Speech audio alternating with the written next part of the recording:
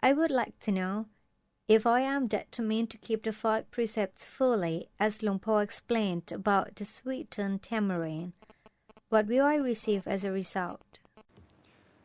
When we fully maintain the precepts, when we assimilate the precepts into our lives completely, without keeping them on and off, without having only a semi-sweet tamarind, when the tamarind is fully sweetened. If the precepts are fully sweetened, the Lord Buddha has taught us that this has many benefits. In sum, there are three tenets of keeping the precepts. Every time we receive the precepts from the monks will conclude by preaching about the benefits of keeping the precepts. And then you will accept the teachings by saying Sadhu.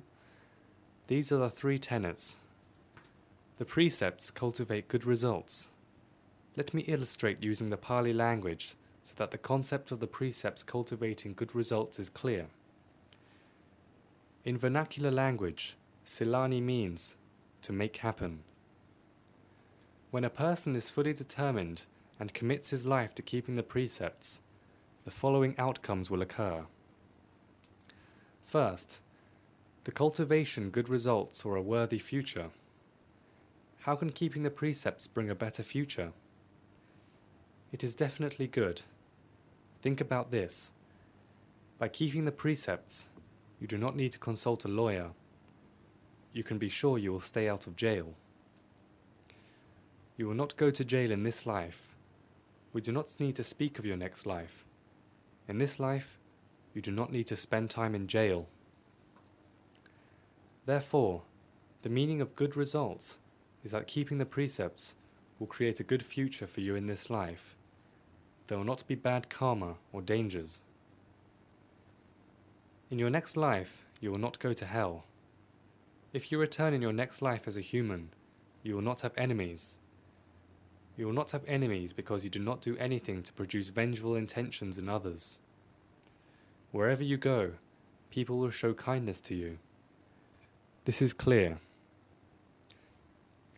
Second, Silena Bhoga Sampata means the precepts create wealth and valuable things. Or it can be translated as meaning the precepts build up the full potential of our wealth and possessions. How does this happen? The precepts creating wealth. You can look at advertisements for employment.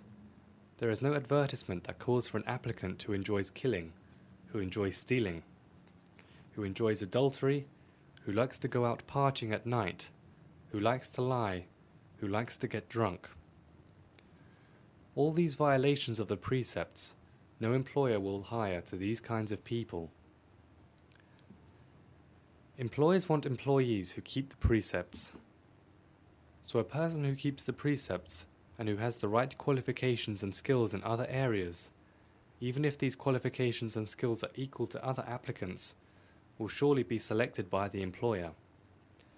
Therefore, Sila will enhance a person's wealth easily. Is this clear? Or consider the case that you do not need to be another's employee and work for yourself. If you are self-employed and keep the precepts, if you do not waste your time drinking, you will have plenty of time to work. The good results of Sila will create wealth easily. Moreover, the precepts build up the full potential of our wealth. This sounds implausible. Think this way. A person who is very rich and who says he drinks alcohol daily feels he does not use up much of his money.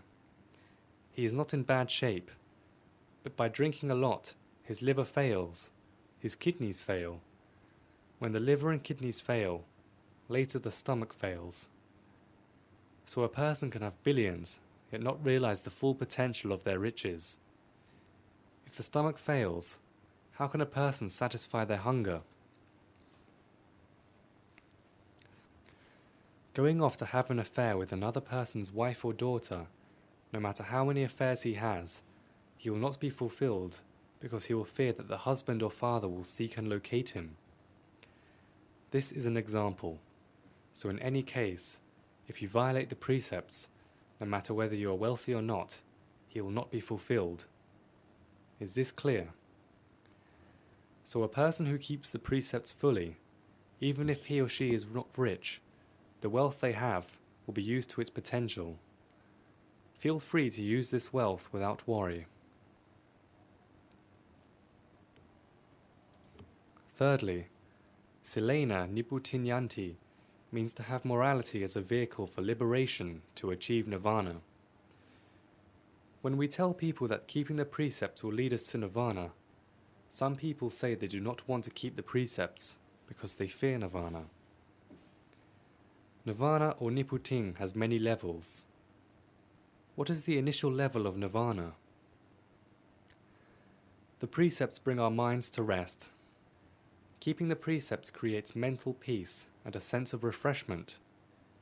You do not need to fear anything. The first stage of nirvana is cool and peaceful. When you continue to maintain the precepts more diligently and deeply, we will become fully sweetened with the precepts. Even if someone puts a knife to our throat or puts a gun to our head to perform some evil act, it is better to die than to violate the precepts.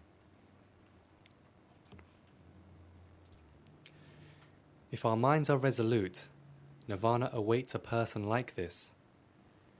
People whose minds are resolute in this way find it easy to be mindful. When mindfulness arises, the power of the securely maintained precepts mean that when we close our eyes, our minds are bright as the midday sun.